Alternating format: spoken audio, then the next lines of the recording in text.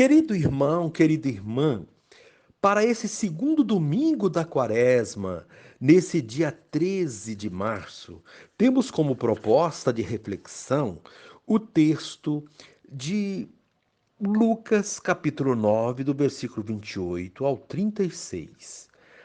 Naquele tempo, Jesus levou consigo Pedro, Tiago e João e subiu à montanha para rezar. Enquanto rezava, seu rosto mudou de aparência e sua roupa ficou muito branca e brilhante. Eis que dois homens estavam conversando com Jesus. Eram Moisés e Elias. Eles apareceram revestidos de glória e conversavam sobre a morte que Jesus iria sofrer em Jerusalém. Pedro e os companheiros estavam com muito sono. Ao despertarem, viram a glória de Jesus e os dois homens que estavam com ele. E quando estes homens se iam afastando, Pedro disse a Jesus: Mestre, é bom estarmos aqui. Vamos fazer 3 tendas: uma para ti, outra para Moisés e outra para Elias. Pedro não sabia o que estava dizendo. Ele estava ainda falando quando apareceu uma nuvem que os cobriu com sua sombra. Os discípulos ficaram com medo ao entrarem dentro da nuvem. Da nuvem, porém, saiu uma voz que dizia: Este é o meu filho, o escolhido. Escutai o que ele diz. Enquanto a voz ressoava, Jesus encontrou-se sozinho. Os discípulos ficaram calados e naqueles dias não contaram a ninguém nada do que tinham visto. Palavra da salvação. Glória a vós, Senhor. Querido irmão, querida irmã, o Evangelho apresenta a cena conhecida como transfiguração de Jesus, ou seja, momento em que ele se revela em sua glória, em todo o seu esplendor. É uma forma de animar os seus seguidores, mostrando-lhes que o sofrimento será coroado com a glória e a cruz se transformará em sinal de vitória. O mestre convoca 3 discípulos próximos, Pedro, Tiago e João, e os leva ao alto da montanha. Foi grande o privilégio e a alegria desses 3 apóstolos, tanto que Pedro sugere construir tendas e permanecer nessa visão deslumbrante. Logo em seguida, uma voz revela que Jesus é o Filho amado e escolhido e que os discípulos precisam escutá-lo. Escutar o que Jesus diz significa, às vezes, renunciar aos próprios caprichos para seguir a vontade do Pai. Ao longo da vida, presenciamos pequenas transfigurações, momentos de alegria e otimismo, mas também momentos de dúvidas e sofrimentos. Uma certeza nos anima: o Senhor vai acendendo as luzes à medida que necessitamos, de maneira, ao mesmo tempo, misteriosa e maravilhosa. O Senhor dá sinais de que estamos no caminho certo. Para isso, porém, é preciso estar com Jesus, permanecer com Ele, atender o seu convite de subir a montanha para rezar. Ao seu lado, recebemos a força para não sucumbir quando vierem as noites de solidão. Querido irmão, querida irmã, nas horas em que nos vemos mergulhados em sérios problemas e conflitos, precisamos de um respiro. Um momento de alento nos ajuda a não desanimar, a encontrar o sentido de nossas lutas.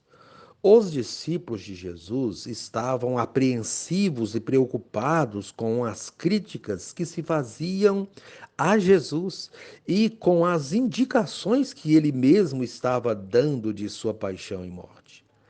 3 deles fizeram uma bela experiência, que foi como um respiro para voltarem à realidade, cheios de energia da fé. Foram rezar no monte com Jesus e o viram transfigurado, glorioso. A oração pode ser para nós um momento de transfiguração, de contato com a glória de Deus. Assim podemos continuar nossa caminhada com mais esperança. Querido irmão, querida irmã, a proposta do dia é encontrar um tempo na correria no seu dia para a oração, dedicar um pouco mais à oração nesse domingo. E reze assim comigo. Ó Jesus Mestre, por tua transfiguração nos manifestas tua glória. Concede-nos, Senhor, ouvidos atentos à voz do Pai Celeste, que nos convida a te seguir fielmente no cotidiano de nossa vida. Amém. Querido irmão, querida irmã, dando continuidade à reflexão da palavra de Deus, da liturgia desse segundo domingo da quaresma, nesse dia 13 de março, você poderá acompanhar na sua Bíblia os textos, Gênesis capítulo 15, do versículo 5 a 12, o versículo 17 e 18, também a segunda leitura de Filipenses capítulo 3, do versículo 17 até o capítulo 4, versículo 1. Também o Evangelho, Lucas 9, 28 a 36. Rezar o Salmo 26.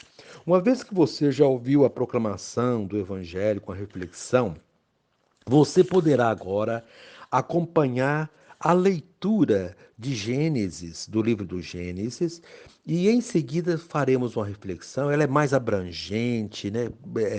Pega os outros textos, é um pouco longa, mas vale a pena você dedicar um tempo para ouvir esta palavra.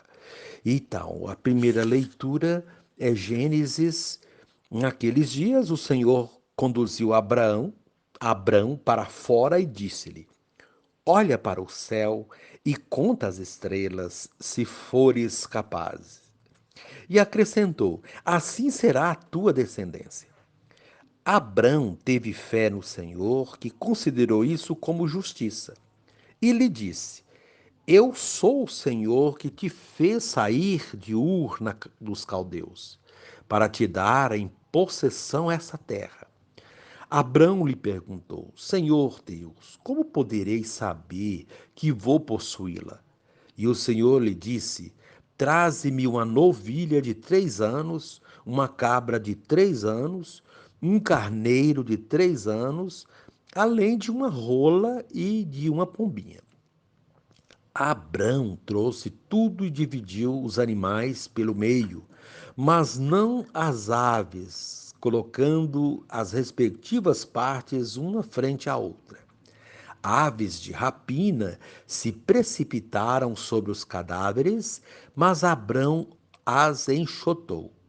Quando o sol já se ia pondo, caiu um sono profundo sobre Abrão, e ele foi tomado de grande e misterioso terror. Quando o sol se pôs e escureceu, apareceu um braseiro fumegante e uma tocha de fogo que passaram por entre os animais divididos. Naquele dia, o Senhor fez aliança com Abrão, dizendo: Aos teus descendentes darei esta terra, desde o rio do Egito até o grande rio, o Eufrates. Palavra do Senhor. Graças a Deus. Querido irmão, querida irmã, neste segundo domingo da quaresma, temos para nossa reflexão o tema da transfiguração do Senhor e seus desdobramentos em nossa vida. Nesse processo de conversão quaresmal, os textos bíblicos nos levam a pensar nas coisas e situações que carecem de mudança, pois mudança é conversão e conversão tem algo a ver com transfiguração. Transfiguração não é simplesmente mudança de figura, mas revelação da essência do que somos. Jesus, no alto do monte, diante de 3 de seus discípulos, muda de figura, de imagem, passando do humano para o divino, revelando assim o Filho amado de Deus, de modo que eles conhecessem esse Jesus, Filho de Deus, que talvez ainda fosse totalmente desconhecido. Quando nós nos convertemos, transfiguramos o humano que há em nós e revelamos nossa parcela divina, parcela do ser criado à imagem e semelhança de Deus, ou seja, o que há de bom em nós. É esse lado bom de filhos de Deus que devemos trabalhar mais nessa quaresma, para que aconteçam em nós mudanças significativas e que essas mudanças nos possibilitem fazer mudanças no mundo, nas estruturas injustas e desumanas. Para que isso ocorra, nós precisamos ser fiéis à aliança que Deus fez conosco, ou seja, devemos ser fiéis ao compromisso que assumimos com Deus, através do nosso batismo e demais sacramentos, sobretudo o sacramento da comunhão. Pois quando comungamos, renovamos essa aliança, esse pacto com Deus e assumimos um compromisso com Ele e com a sua igreja. Assim, a primeira leitura do livro do Gênesis trata da aliança que Deus fez com Abraão. Deus prometeu a Abraão que, se ele acreditasse, teria terra e descendência tão numerosa quanto as estrelas do céu. Essa era uma promessa que carecia de muita fé para acreditar, porque Abraão já tinha idade avançada e geralmente depois de certa idade já não se tem tantos planos na vida, sobretudo planos de conquistar terras e ter muitos filhos. Porém, Abraão acreditou. E isso lhe foi creditado como justiça, ou seja, Deus viu que Abraão tinha muita fé. Por essa razão, Abraão ficou conhecido como o pai da fé. A fé é algo fundamental na nossa vida. Sem fé, não temos sonhos, não temos projetos. E mesmo os tendo, não se vai muito longe, porque a fé é o combustível de nossas ações.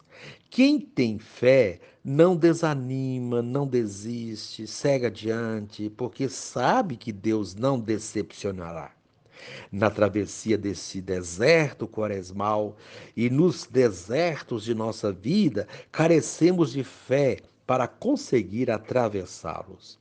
Abraão teve fé e se lançou no desconhecido depois que Deus fez uma aliança com ele.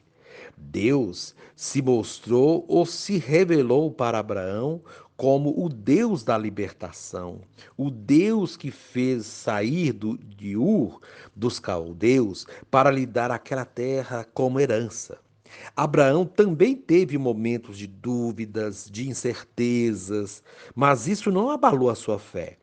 Há momentos na vida em que não temos clareza das coisas, muito menos certeza.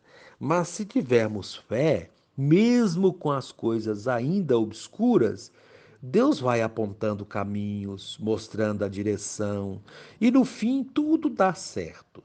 Foi assim que aconteceu com Abraão. Ele confiou e Deus se revelou a ele através de um pacto, de uma aliança, concedendo a ele o prometido, porém, não em um passo de mágica, mas através do cumprimento de sua parte na aliança. A segunda leitura pede que sejamos imitadores dos que são fiéis a Deus. Sejamos, portanto, imitadores de Abraão, cultivando uma fé inabalável.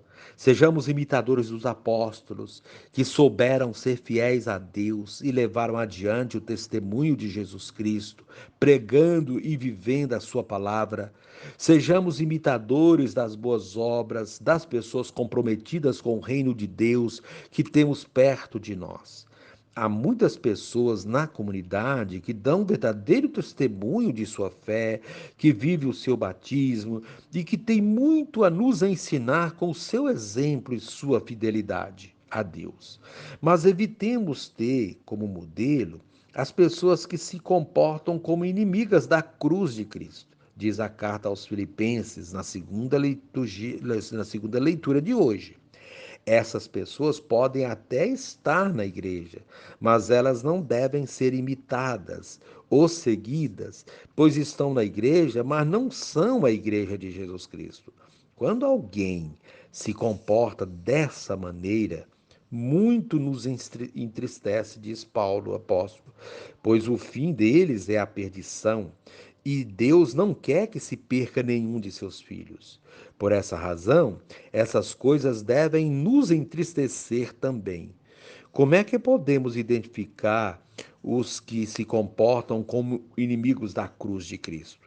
Basta ver seu comportamento, diz Paulo, apóstolo. O Deus deles é o ventre, sua glória está no que é vergonhoso, e seus pensamentos em coisas da terra. Ou seja, há quem só pensa em comer e beber, vive em farras, orgias e malandragens, e pensa somente em dinheiro, em poder, em aparecer. São comportamentos fáceis de ser identificados e que devem ser evitados. Para sermos fiéis a Deus e obtermos a cidadania do céu, precisamos mudar essas coisas em nós, caso elas existam, ou seja, carecemos de uma transfiguração. Temos que ir aos poucos lapidando nosso comportamento, nossas companhias e avaliar os lugares que frequentamos e com quem frequentamos. Assim procedendo, nós permitimos que Deus vá transformando o nosso corpo miserável num corpo glorioso, semelhante ao dele. E esse corpo, essa vida transformada, será exemplo para outros. É essa a proposta da transfiguração que vemos na liturgia de hoje. O evangelho deste dia traz o tema da transfiguração do Senhor como um recurso catequético nesse processo de conversão ou de transfiguração da nossa vida. Deixemos que Jesus nos conduza ao Monte Santo e nos ensine as mudanças essenciais para a nossa vida. Ele levou consigo três dos seus discípulos, Pedro, Tiago e João. Pedro, João e Tiago. Sintamos como se fôssemos um desses discípulos escolhidos. Sintamos também como se estivéssemos hoje no Monte Tabor. Esses três discípulos foram escolhidos porque talvez fossem os que mais precisavam. Talvez eles ainda não tivessem clareza de quem era Jesus e qual a sua missão, pois eles tiveram comportamentos que revelavam certo desconhecimento de Jesus. Pedro mostrou que não tinha entendido muito bem a proposta de Jesus em vários momentos. Um deles foi quando não queria que Jesus lavasse seus pés, e depois queria que ele lavasse seu corpo todo. O outro momento foi quando ele quis desviar Jesus do projeto do Pai, não permitindo que ele sofresse. Jesus o havia repreendido, dizendo que ele não pensava as coisas de Deus, mas as coisas deste mundo, dos homens. Foi então que Jesus o chamou de Satanás e pediu que ele se afastasse. Houve também o episódio da negação, entre outros. Assim, Pedro precisava ver a transfiguração de Jesus para entender o seu projeto, sua missão e quem ele era realmente. Tiago e João são os filhos de Zebedeu, aqueles que haviam pedido a Jesus um lugar de destaque à sua direita e à sua esquerda, quando ele estivesse na glória. Esses também não tinham entendido muito bem a proposta de Jesus e o seguiam pensando em obter glórias, honras, privilégios, lugar de destaque. São elementos comprobatórios de que eles não tinham uma real compreensão de quem era Jesus e, portanto, precisavam presenciar a sua transfiguração. A transfiguração de Jesus seria, portanto, a transfiguração da mentalidade desses discípulos e de todos que esses representam. Essas são suposições que podem justificar o motivo de Jesus os ter levado para o alto do monte e ali se transfigurar diante deles. Creio que muitos de nós precisamos também ver Jesus transfigurado para poder transfigurar a nossa vida, pois há ainda tanto a ser mudado em nós. A quaresma é um tempo muito curto para fazer tantas mudanças, mas ela deve ser vista como o Monte Tabor, ou seja, um tempo e um espaço para mudanças. Fomos trazidos por Jesus até aqui para que pudéssemos conhecê-lo melhor e assim mudar o nosso relacionamento com ele e com os nossos irmãos. Foi por isso que Jesus levou esses três discípulos até lá. Está evidente que no número 3 há um significado teológico, simbólico, que se refere à Páscoa. Na primeira leitura, esse número aparece também 3 vezes durante o ritual da aliança entre Deus e Abraão. Novilha de 3 anos, cabra de 3 anos, cordeiro de 3 anos. No evangelho de hoje, Pedro, um dos três, queria fazer 3 tendas. Jesus ressuscitou no terceiro dia. E durante os 3 dias que antecederam sua ressurreição, ele esteve nas sombras da morte. Havia descido à mansão dos mortos. Enfim, há uma simbologia pascal, não apenas no fato de Jesus ter levado 3 discípulos para o Monte da Transfiguração, mas na própria transfiguração do Senhor, vista como uma prévia da Páscoa. Mas isso é assunto para outro momento. O que importa aqui é o que a transfiguração representou na vida desses discípulos e na nossa. A mudança no rosto de Jesus se dá no momento em que ele reza. Jesus mostra com isso que a oração faz mudança na nossa vida. Sem uma vida de oração, não é possível ter contato com Deus e transfigurar a vida. Há muitas formas de rezar, mas é preciso rezar. A oração leva à conversão, à mudança de vida. Temos muitos exemplos disso na vida dos santos. Jesus mostra com a sua transfiguração que a transformação exterior é um reflexo da transformação interior. Seu rosto mudou de aparência e sua roupa ficou muito branca e brilhante. Quando fazemos mudanças interiores em nós, elas se refletem no nosso exterior, pois nossos atos revelam quem nós somos. Não adianta dizer que mudamos se nossa prática continua a mesma. Jesus traz presente na cena da transfiguração Moisés e Elias, que representam as leis e os profetas, que profetizaram sobre ele, confirmando assim a realização das promessas de Deus vistas no Antigo Testamento. Durante esse diálogo, os 3 discípulos dormiam profundamente, e isso nos mostra que precisamos estar atentos para não dormir nos momentos em que Deus se manifesta no meio de nós. Por exemplo, de nada adianta ir à missa e, na hora da liturgia da palavra, dormir, se distrair e ficar com o pensamento longe, sem perceber que naquele momento é Deus que fala conosco. Precisamos acordar nesse e em todos os momentos e ver a glória de Deus que se manifesta entre nós, como os discípulos acordaram e viram. Eles estavam dormindo profundamente, mas ao acordar, perceberam a glória de Deus presente no Cristo transfigurado. E ali, junto deles, numa imagem dantes nunca vista. Dormir aqui lembra quando Deus fez com que Adão dormisse um sono profundo para extrair dele a costela com que criaria Eva, a sua companheira, que se tornaria carne de sua carne e osso dos seus ossos. Há nesse texto um paralelismo com a criação do ser humano. A transfiguração é uma espécie de recriação dos discípulos. e de cada um de nós, para que eles e nós assumissem de fato a missão. Com a transfiguração do Senhor, nós também somos transfigurados, recriados, e isso tem uma importância teológica muito grande na vida da igreja e da nossa missão, e na nossa missão. Os discípulos recriados ou transfigurados passam a ver Jesus e o mundo de outra maneira. Eles perceberam o quanto era bom estar ali com Jesus e por isso quiseram armar 3 tendas. O texto diz claramente que Pedro não sabia o que estava dizendo. O resultado da transfiguração não é para a acomodação, mas para a missão.